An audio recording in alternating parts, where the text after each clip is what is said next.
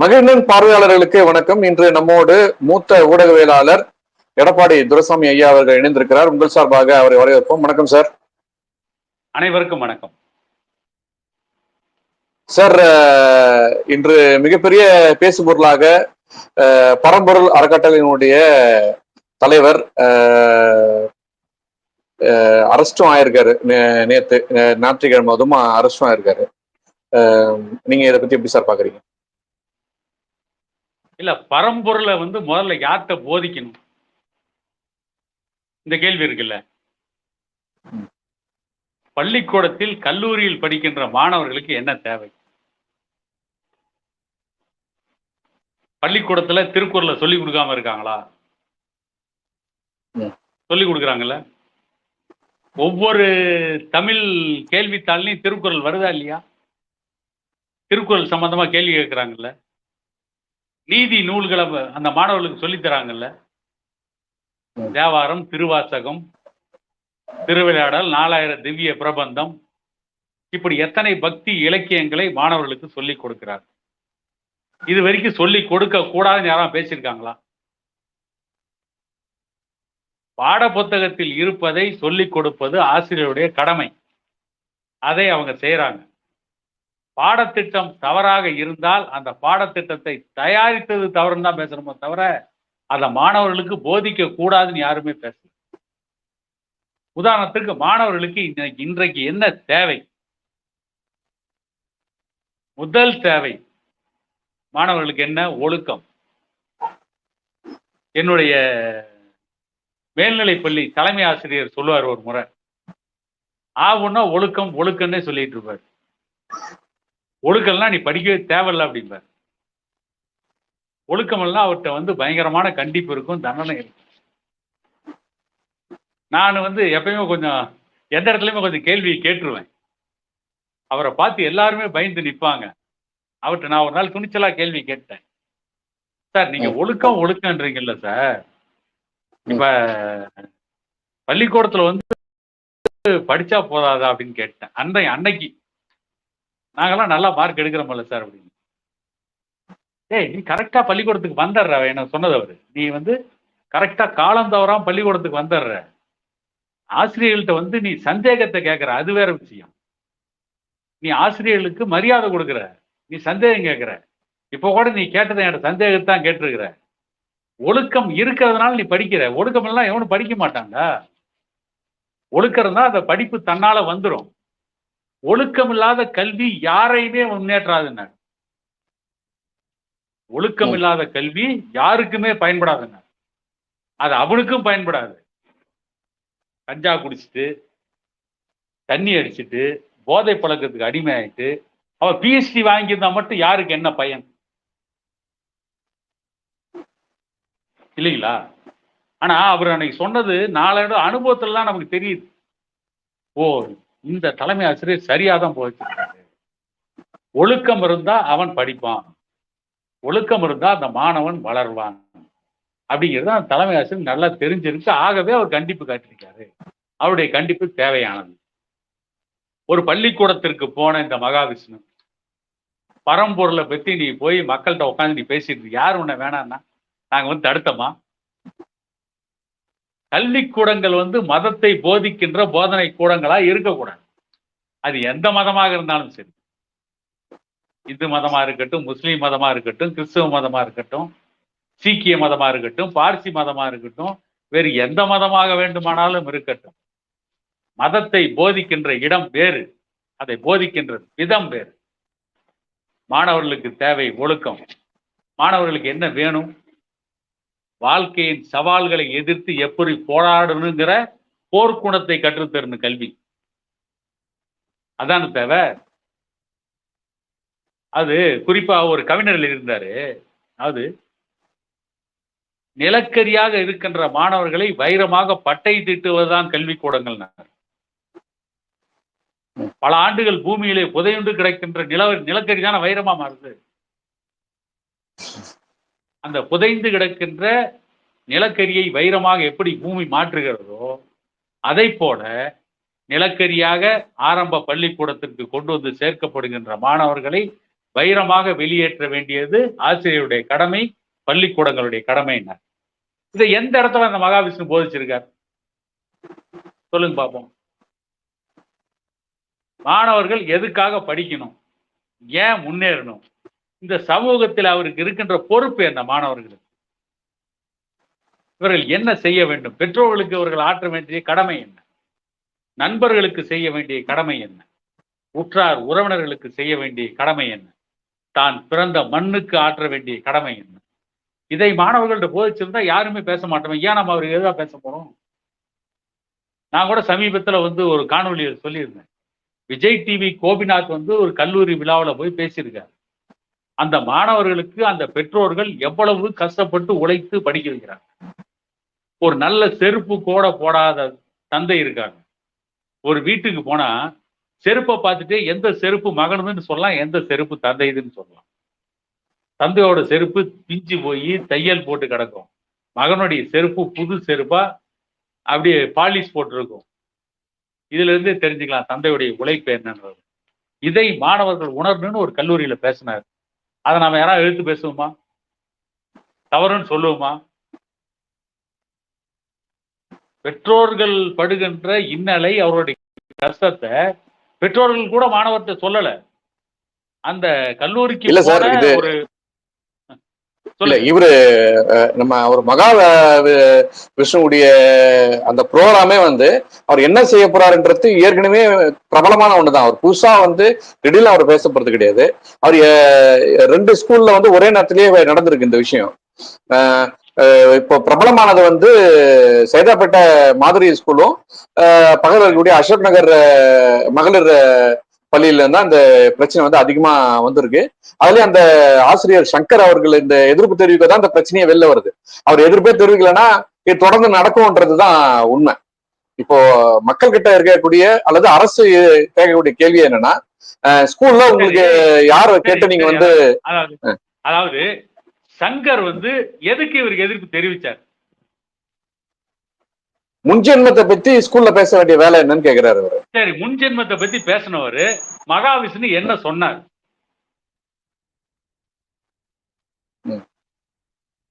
அவர் என்ன சொல்றாருன்னா, முற்பிறவியில் நீங்க பாவம் செஞ்சா இந்த பிறவியில உடல் ஊனத்தோட பிறப்பீங்க அப்படிங்கிறாரு.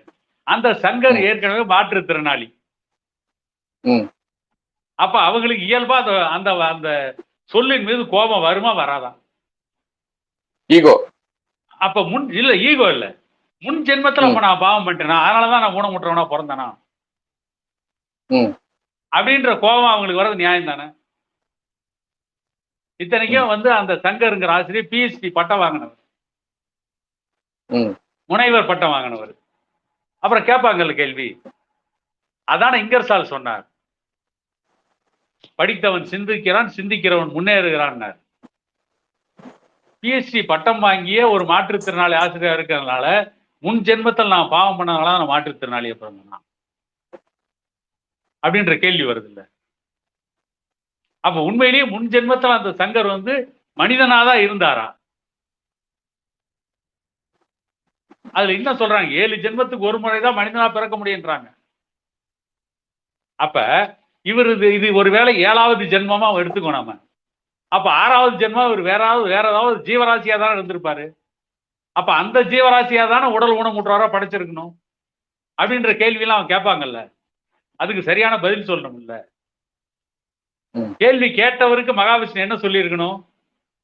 அவர் பேரை கேட்டிருக்கலாம், அவருடைய ஜாதி ஏன் கேட்கிற நீ? அப்ப அந்த இடத்துல என்ன, ஏதோ ஒரு ஜாதியை சொல்லியிருந்தா அந்த ஜாதியை குற்றவாளியாக்குறது தான் நோக்கம். போன மகாவிஷ்ணு என்ன ஜாதின்னு அந்த ஆசிரியருக்கு தெரியாது, அந்த ஆசிரியர் என்ன ஜாதின்னு மகாவிஷ்ணுவுக்கு தெரியாது. இதுவரைக்கும் எனக்கே மகாவிஷ்ணு என்ன ஜாதின்னு தெரியாது. அந்த ஆசிரியர் கேட்ட கேள்விக்கு நீங்க சரியா பதில் சொல்லியிருந்தா பரவாயில்ல, நீங்க ஒரு நல்ல பேச்சாளர். உடனே அந்த ஆசிரியர் ஜாதியை கேட்கறேன்னா என்ன அர்த்தம்? உடனே அவர் ஒரு குறிப்பிட்ட ஏதோ ஒரு ஜாதியை சொல்லியிருக்காருன்னு வச்சுங்க, இந்த ஜாதிக்கு இப்படிதான் புத்தி இருக்குன்னு சொல்லுவீங்களா? இந்த கேள்வி எல்லாம் இருக்குல்ல. இரண்டாவது, மாணவர்களுக்கு என்ன தேவை? அதுவும் இன்னைக்கு மாணவர்களுக்கு முதல் கட்டமா ஒழுக்கம் தான் தேவை. அங்க போய் கலைஞரை பற்றி பேசலாமா, அண்ணாவை பற்றி பேசலாமா, இந்து மதத்தை பற்றி பேசக்கூடாதா? ரெண்டை பத்தியுமே பேச வேண்டிய அவசியம் இல்லை. ஏன்னு கேட்டீங்கன்னா, இன்றைக்கு கல்வி நிலையங்களில் போதைப் பொருட்கள் தங்குதடை இல்லாமல் நடமாடிட்டு இருக்கு. கண்கூடா பார்த்துட்டு இருக்கிறோம். எதிர்கால மாணவர் சமுதாயத்தினுடைய வாழ்க்கை கேள்விக்குறியாயிற்று. அந்த மாணவர்களை அந்த போதைப் பொருளுக்கு எதிராக திரட்டி இருக்கின்ற ஒரு பேச்சாக இருந்தால் யாருமே எதிர்க்க மாட்டோம். ஒருவேளை திமுக எதுக்குல ஆட்சி ஆள்றாங்க, அவங்களால போதைப் பொருளை கட்டுப்படுத்த முடியல, அதனால அவங்க எதிர்ப்பாங்க. அதுவும் அவங்க பகிரங்கமா எதிர்க்க முடியாது. ஏன்னா மக்கள் மத்தியில் அம்பலப்பட்டு போவாங்க. ஆனா நாம வரவேற்போம். அன்புமணி வரவேற்பார், ஐயா வரவேற்பார். மதுவுக்கு எதிராக போராடுகின்ற அத்தனை பேரும் அப்படிப்பட்ட ஒரு பேச்சை மாணவர்கள் மத்தியிலே பேசியிருந்தா வரவேற்றிருப்பார். சார், இன்னும் நான் பகிரங்கமாவே சொல்றேன், என்னைக்கு திமுக ஆட்சி செந்தில் பாலாஜி கோவை திமுகவிற்கு பொறுப்பேற்றுக் கொண்டாரோ, அன்னையிலிருந்து கோவையில் இருக்கின்ற பெரும்பான்மையான ஒழுக்கத்திற்கு பெயர் போன கல்லூரியில் கூட தங்குதடை இல்லாமல் போதைப் பொருட்கள் நடமாட ஆரம்பித்தது. இதையெல்லாம் இம்மையை பற்றியும் மறுமையை பற்றியும் பாவ புண்ணியத்தை பற்றியும் பேசுகின்றவர்கள் பேசியிருக்காமல்ல. கஞ்சா குடிச்சா பாவம், கஞ்சா விற்றால் பாவம், கஞ்சா வாங்கினால் பாவம், சாராயம் குடித்தால் பாவம், சாராயத்தை விற்றால் பாவம், சாராயத்தை குடிப்பதாக கனவு கண்டால் கூட பாவம்னு பேசியிருந்தா நாமே விஷ்ணு இந்த பேர் என்ன சொன்னீங்க, மகாவிஷ்ணுவுக்கு எதிராக நாம ஏன் பேச போறோம்? நாமளும் அதை வரவேற்போம் இல்ல. விஜய் டிவி கோபிநாத்துக்கு எனக்கு என்ன பல ஆண்டு நட்பா. விஜய் டிவி கோபிநாத் யாருன்னே தெரியாது. விஜய் டிவியில பார்த்ததோட சரி, அவர் பள்ளிக்கூடத்துல பேசின கல்வி நிலையத்துல பேசின பேச்சு சரியான பேச்சு, அதை சரிங்கிறோம். சுபாஷ் சந்திர போஸ் பள்ளிக்கூடத்துல நான் ஒத்துக்கிறேன் சார். இது கோபிநாத்துடைய ஷெட்யூல் ஆல்ரெடி இவர் இப்படிதான் பேசுவார்ன்ற ஒரு வடிவமைப்பு இருக்கு. மகாவிஷ்ணுவும் இப்படிதான் அவருடைய கோர்ஸ் இப்படிதான் இருக்கும்ன்றதும் ஏற்கனவே சொல்லப்பட்டதுதான். இப்ப பிரச்சனையே என்னன்னா, அந்த ஸ்கூலுக்கு யாரு பர்மிஷன் கொடுத்தாங்க, ஏற்கனவே தெரிஞ்சுதானே கொடுத்துருக்காங்க. இன்னைக்கு ஒரு ஒரு எஸ்கேஷன் அந்த சங்கர்ன்ற ஆசிரியர் இதுக்கு எதிர்ப்பு தெரிவிக்கும் போது தான் இந்த பிரச்சனை வெளியில இருக்க வருது. இப்போ அப்படி ஒரு ஆசிரியர் கேள்வி கேட்கலன்னா இந்த தொடர் நிகழ்ச்சி நடந்துதானே இருக்கும். அப்ப பொறுப்புன்றது பேசுறவங்களுடைய பொறுப்பு இல்லையா, அது அனுமதிச்சவங்களுடைய தப்பு தானே. அரசு அதிகாரிகள் சார் அனுமதிச்சிருக்காங்க. அதை யார் அனுமதிச்சாங்களோ அவங்க முதல் தப்பு. பேசுறது இரண்டாவது இந்த மகாவிஷ்ணுடைய தப்பு. ஆமா சரி, இப்போ உங்கபடி அனுமதி கொடுத்தாங்களோ, யார் அனுமதி கொடுத்தாங்களோ அவங்க மேலேயும் நடவடிக்கை எடுக்கும். ஏன் அனுமதி நீங்க மருத்துவர் அன்புமணியை ஆதரிக்கிறவரு, அவருடைய கருத்துக்களை ஏத்துக்கின்றவர். உங்கபடியே நான் ஒரு கருத்து கேட்கிறேன். இப்ப ஒருத்தன் குடிகாரன் தப்பு பண்றான்னு நீங்க சொல்லுவீங்களா, அல்லது குடிக்கிறதுக்கு முயற்சி பண்ற குடிய வித்த அரசு தவறா சார்? யாருடைய குற்றம்? வித்தது குற்றமா அல்லது வாங்கி குடிச்சவனுடைய குற்றமா? சார் ரெண்டுமே குற்றம் தான். இல்ல, இவங்க விக்கலாம் அவன் ஏன் சார் குடிக்க போறான்? இன்னொன்னு, விக்கலாம் அவங்க ஏன் குடிக்க போறாங்க? இவங்க விக்கல இல்ல, அதனால அவங்க குடிக்க போறாங்க. மகாவிஷ்ணு பேசுறதுனாலதானே பிரச்சனை, பேசாம இருந்தா அந்த பிரச்சனை வந்திருக்காது இல்ல. இல்ல இவங்க அனுமதிச்சனால்தான் அவர் பேசுறாரு. இல்ல அதான் இவங்க அனுமதிச்சதும் தவறு. மகாவிஷ்ணு குடிகாரனோட சம்பந்தப்படுத்த முடியாது. மகாவிஷ்ணு ஒரு அமைப்பை நடத்திட்டு இருக்காரு. இந்த பிரச்சனையே என்னன்னா, இன்னைக்கு திமுக அரசுடைய நடவடிக்கைகள்ல ஏகப்பட்ட பிரச்சனைகள், சட்டம் ஒழுங்கு சீர்கிட்டு போய் மக்கள் ஒவ்வொரு நாளும் ஒவ்வொரு பிரச்சனையை எதிர்நோக்கிடுறாங்க. இதெல்லாம் திசை திருப்பத்துக்கு தான் இந்த மாதிரியான பிரச்சனைகளை பெருசாக்குறாங்களா? ஏன்னா ஒரு பேச்சாளர் பேசுறதும் அதுக்கு ஒண்ணு எதிர்ப்பு தெரிவித்து அதை ஒண்ணு கல்வி அமைச்சர் நேரடியா இறங்கி என் ஏரியால நீ பேசிட்டு போயிட்டல, நான் அவனை சும்மா விட மாட்டேன்னு சொல்லிட்டு சவால் ஓட்டுறதும், இதெல்லாம் ஒரு ஒரு ஒரு ஆன்மீகவாதி கிட்ட ஒரு கல்வி அமைச்சர் சவால் ஓட்டுற அளவுக்கு இது பெரிய விஷயம் நீங்க பாக்குறீங்களா சார்? ஏன்னா அதே கல்வி வளாகத்துல வெட்ட வெளிச்சமா பத்திரிகை முதல் கொண்டு இதே பாடல் கட்சியினுடைய நிறுவனரும் சரி, அதனுடைய தலைவரும் சரி, இதுக்கு எதிர்ப்பா கல்லூரிகள்லாம் ரொம்ப சர்வசாதாரணமா கஞ்சா போடுற பொருள்லாம், மது போதை பொருள்லாம் விற்குதுன்னு சொல்லிட்டு சொல்லும் போது எதிர்ப்பு தெரிவிக்காத இந்த கல்வி அமைச்சர் இல்ல நாங்க எங்க கிட்ட இல்லன்னு அவங்க சொல்ல தைரியம் இல்லாத இந்த கல்வி அமைச்சர் இன்னைக்கு வந்து ஒரு பேச்சால இது கெட்டுப்படும் சொல்றாரு. இது எப்படி நீங்க பாக்குறீங்க சார்? பேச்சுனாலதான் சார் திமுக வளர்ந்தது. பேச்சை வச்சுதான் சார் ஆட்சியை பிடிச்சாங்க. ஆனா இந்த பேச்சு மாணவர்களை பாதிக்காதுன்னு எப்படி சொல்ல முடியும்? ஏன்னா ஒரு இதே சொல்லுவாங்க, நல்ல சொற்பொழிவாளர் நாவசைந்தால் நாடசையும்பாங்க. நீங்க பிஞ்சு மஞ்சள் நெஞ்சில போய் நஞ்ச விதைக்கிறீங்கல்ல. அது பரம்பொருள்ங்கிற ஒரு சங்கத்தை நடத்திட்டு ஒரு அமைப்பை நடத்திக்கிட்டு இருக்கிற இந்த மகாவிஷ்ணு என்ன பேசுவான்னு தெரியும்.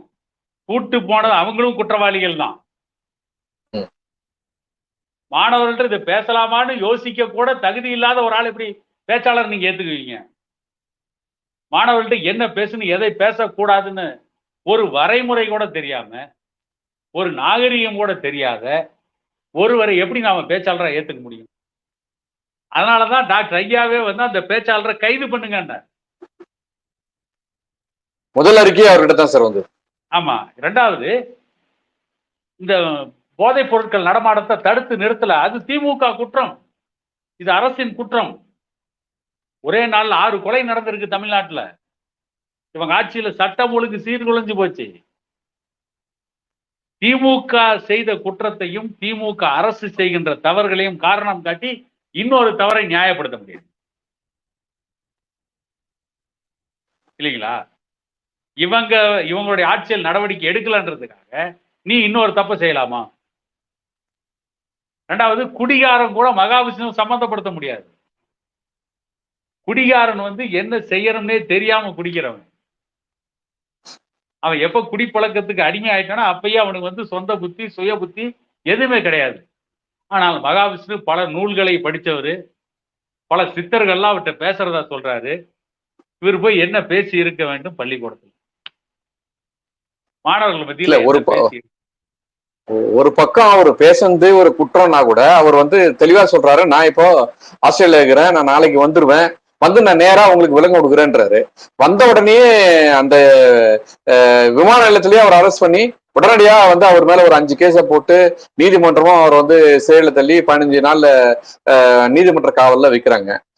இப்போ பேச்சுரிமைன்றது எல்லாருக்கும் உண்மைதான். அவர் பேசுறது தவறாவே இருந்தா கூட அவர்கிட்ட விலகு கேட்டுருக்கலாமே. அவர் உடனே அரெஸ்ட் பண்ணி அவர் மேல உடனே 5 கேஸ் போடுற அளவுக்கு அவ்வளவு தீவிரம் காட்டக்கூடிய இந்த அரசு மற்ற குற்றங்கள்ல எத்தனை பேர் இதுக்கு மேல இவங்க இந்த மாதிரி ஒரு நடவடிக்கை எடுத்திருக்காங்கன்ற ஒரு கேள்வி எழுது இல்ல சார்?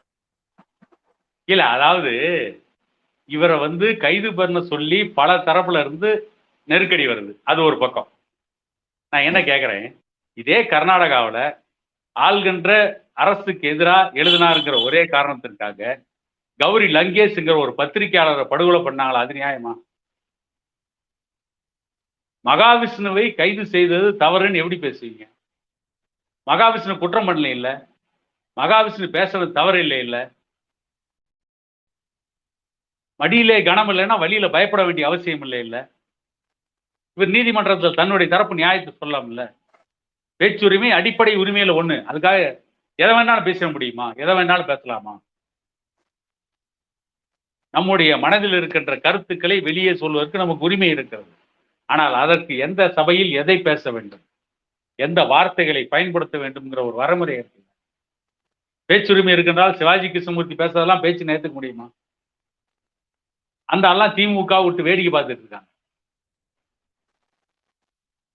பேச்சுரிமை இருக்குன்றதுக்காக வந்து குஷ்பு வந்து வீட்டில இருந்து போறவங்களுடைய பெண்களுக்கு ஆணுரை கொடுத்து அனுப்புங்கன்னு சொன்னதெல்லாம் ஏத்துக்க முடியுமா? கண்டிக்கிறோம்ல. இன்னைக்கு அவங்கெல்லாம் வந்து நியாயம் பேசுறாங்க. ஆக ஒரு மகாவிஷ்ணு பிரச்சனையை வச்சு திமுக ஆட்சியில் நடக்கின்ற தவறுகளை மறைக்க முடியுமான்னா முடியாது. ஏன்னா அதை விட மோசமான இதெல்லாம் நடந்துட்டு இருக்கு. இன்னைக்கு போடுறான் ஒரு பத்திரிகையில, நாளை பிறந்த நாள், இன்று மனைவியை விவாகரத்து செய்த ஜெயம் ரவி. இது ரொம்ப முக்கியமான பிரச்சனையா சார்? அது அவங்க கணவன் மனைவி 2 பேருக்குள்ள இருக்க பிரச்சனை. ஒட்டுமொத்தமா விவாகரத்துங்கிறது ஒரு சமூக பிரச்சனை. விவாகரத்து ஏன் வருது? இந்த தமிழ் சமூகத்தில் இந்தியாவில் விவாகரத்துக்கள் இல்லாமல் இருந்தது. இன்றைக்கு குடும்ப நல நீதிமன்றத்தில் விவாகரத்துக்கள் ஏன் குவிகிறது? விவாதம் நடத்துங்க. இதற்கு என்ன காரணம்? நடிகர் நடிகைகள் விவாகரத்தை மட்டும் பெருசா எக்ஸ்போஸ் பண்றாங்க ஊடகங்கள். அந்த ஊடகங்கள்லாம் அதை வச்சு சம்பாதிச்சு சாப்பிட்டு பழக்கப்பட்டாங்க. அதனுடைய விளைவு. இவற்றை வைத்து ஆட்சியில் நடக்கின்ற தவறுகளை மறைத்துக் கொள்கிறார். கேரளாவில் ஹேமா கமிட்டி, தமிழ்நாட்டில் ரோஹிணி தலைமையில் ஒரு கமிட்டி. திரைப்பட நடிகை ரோஹிணி தானே? எதுக்கு தான் கமிட்டி வைப்பீங்க? இதுக்கெல்லாமா கமிட்டி வைப்பீங்க? ஒரு வரவரை வேணாங்களா? நாட்டுல எவ்வளவு பிரச்சனைகள் இருக்குது. கஞ்சா எப்படி வருது? மகாவிஷ்ணு பிரச்சனை கடைசியில அந்த 2 தலைமை ஆசிரியர்கள் தான் குற்றவாளி போல சித்தரிக்கப்படுகிறது சார். அவங்க 2 பேரும் இடமாற்றம் பண்ணிடுறாங்க. இப்போ இது எப்படி சார் அவங்க தனிப்பட்ட முறையில் அவங்களை குற்றவாளி ஆக்க முடியும்? தலைமை ஆசிரியர் அந்த கல்வித்துறையின் கட்டுப்பாட்டில் இல்லாமல் செயல்பட்டாரா? இந்த கேள்வி எழுது. மாவட்ட கல்வி அதிகாரிகள் என்ன பண்ணாங்க? பள்ளி கல்வித்துறை என்ன பண்ணுச்சு? இவங்க எப்படிப்பட்ட பேச்சாளரை கூப்பிடணும்னு ஏன் ஒரு வழிகாட்டு நெறிமுறையை அவங்களுக்கு கொடுக்கல? இந்த கேள்வியில எய்தவன் இருக்க அம்பை நோவானேன் எல்லாத்தையும் இடமாற்றம் பண்ணிருக்கு. எல்லாத்துக்கும் தண்டனை கொடுத்துருக்கு. தலைமை ஆசிரியர்களுக்கு மட்டும் தண்டனை கொடுக்கறது சரியில்லை. அதே நேரத்தில் ஒரு தலைமை ஆசிரியரே எப்படிப்பட்ட ஒருவரை பள்ளிக்கூடத்திலே பேச வைக்க வேண்டும் அப்படின்ற ஒரு புரிதல் இல்லாம இருக்காரு அப்படின்னா இவங்களை நம்பி அந்த மாணவர்களுடைய எதிர்காலம் என்னவாகன்ற பயமும் வரும். அப்ப தலைமை ஆசிரியர்களே சுயநலவாதியா மாறும் போது கல்விக்கூடம் எப்படி இருக்கும்? காவலர்களே திருடனா மாறினா என்ன ஆகும்? தோட்டம் காக்க போட்ட வெளியே பயிர் மேயலாமா? இந்த கேள்வியும் வருது இல்ல. முதல்ல தலைமை ஆசிரியர்கள் சரியா இருக்கும்ல. எங்களுக்கு நான் சொன்ன ஏற்கனவே உங்கள்கிட்ட சொன்னேன்ல, இப்ப எங்களுக்கு இருந்த தலைமை ஆசிரியர் ஒழுக்கம் முக்கியம் நின்னார். அவர் காலத்துல நல்ல ரிசல்ட் வந்துச்சு. அவர் ஹெட்மாஸ்டரா இருக்கும். SLC +2ல கவர்மெண்ட் ஹைஸ்கூல்ல ஹையர் செகண்டரி ஸ்கூல்ல நல்ல தேர்வு முடிவுகள் சிறப்பா வந்துச்சு. இல்ல சார், இப்போ இதே மகாவிஷ்ணு அந்த சொற்பொழிவில் அவர் சொல்ல வந்தது முற்பிறவி அப்புறம் எதிர்கால பிறவின்றத பத்தி தான் அவர் அதிகம் பேசியிருக்காரு அப்படின்னு நம்ம தெரிஞ்சுக்கிறோம். இது நம்ம சங்க இலக்கியத்திலையும் நம்முடைய தமிழ் பரப்புலையும் வழக்கமா சொல்லப்பட்ட ஒண்ணு தானே. அவர் அதை தானே அவர் பிரதிபலிச்சிருக்காரு. அதை எதுக்கு அவர் ஒரு குற்றவாளியா இன்னைக்கு இந்த ஊடகம் பெருசுபடுத்துது சார்? அந்த சங்க இலக்கியத்தை தான் சொல்லி கொடுத்து வாத்தியாரா இருக்காங்க. நீ எதுக்கு சங்க இலக்கியங்கள் சில விஷயங்கள் ஆசிரியர்களே சொல்லி கொடுத்துறாங்க.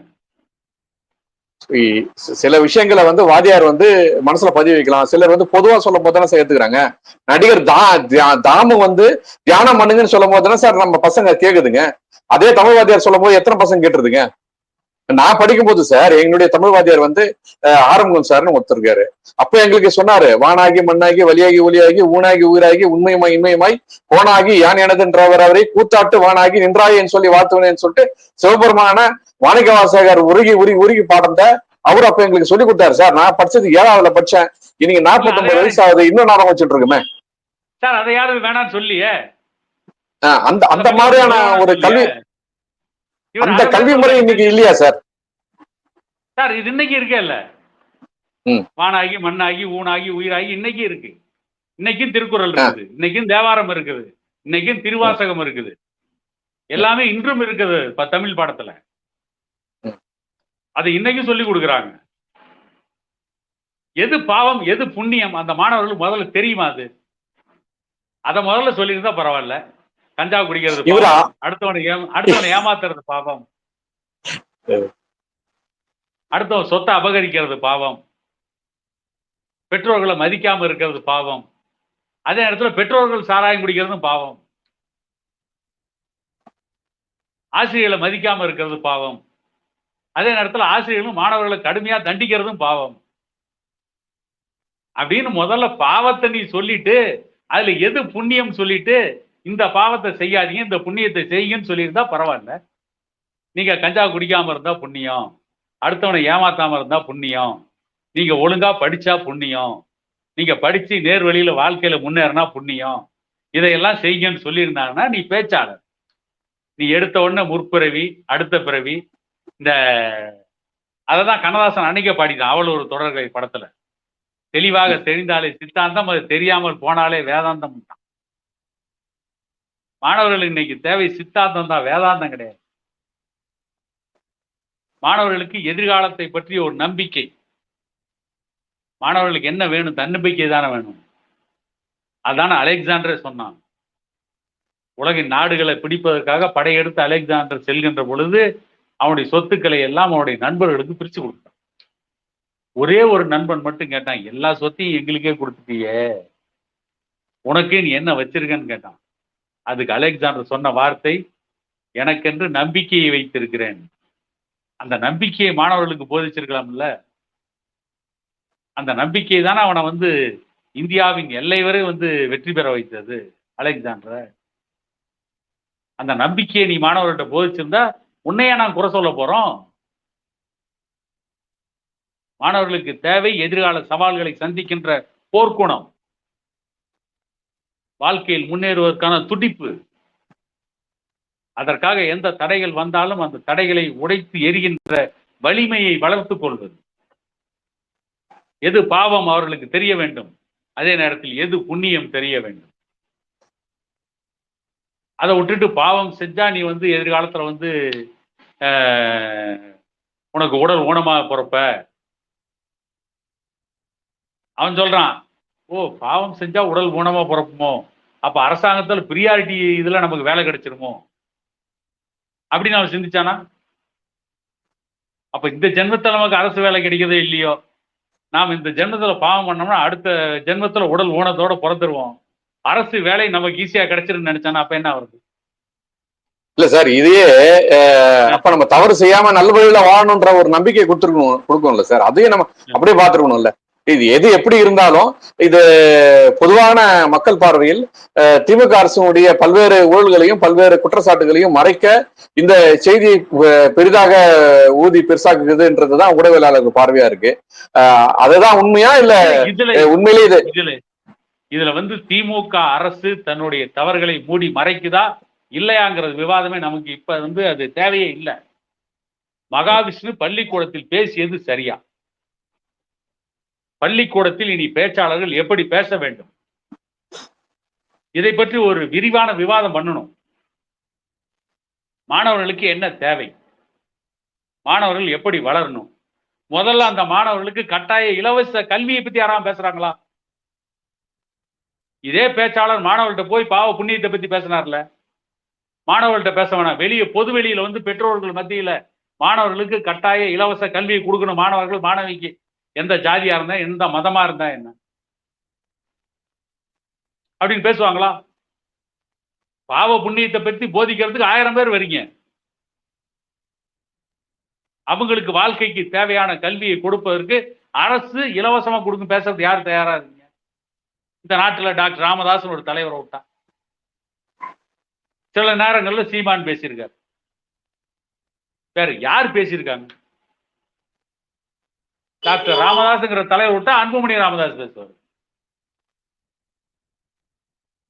இந்த பாவ புண்ணியத்தை பற்றி பேசினவங்க எல்லாம் புண்ணியத்தை முதல்ல அவங்க தேடிட்டோம். இந்த ஏழை பிள்ளைகள் படிக்கின்ற கல்வியை இலவசமாக பெற்றுக் கொடுப்பதற்கு போராடி அந்த ஏழை பிள்ளைகளுக்கு கல்வி இலவசமா பெற்றுக் கொடுத்தா அவங்க புண்ணியத்தை தேடிக்கலாம்ல. அடுத்த ஜென்மத்தில் அவங்க பில்கேட்ஸாவும் ரூதர் போர்டாவும் அம்பானியாவும் அதானியாவும் பிறக்கலாம்ல. அந்த புண்ணியத்தை இந்த ஜென்மத்திலே அவங்க செய்யலாமே. மகாவிஷ்ணுலாம் எதையும் பண்றது இல்லை. நன்றி சார், உங்களுடைய பொன்னான நேரங்களுக்கு மிக்க நன்றி சார். நன்றி, அனைவருக்கும் வணக்கம்.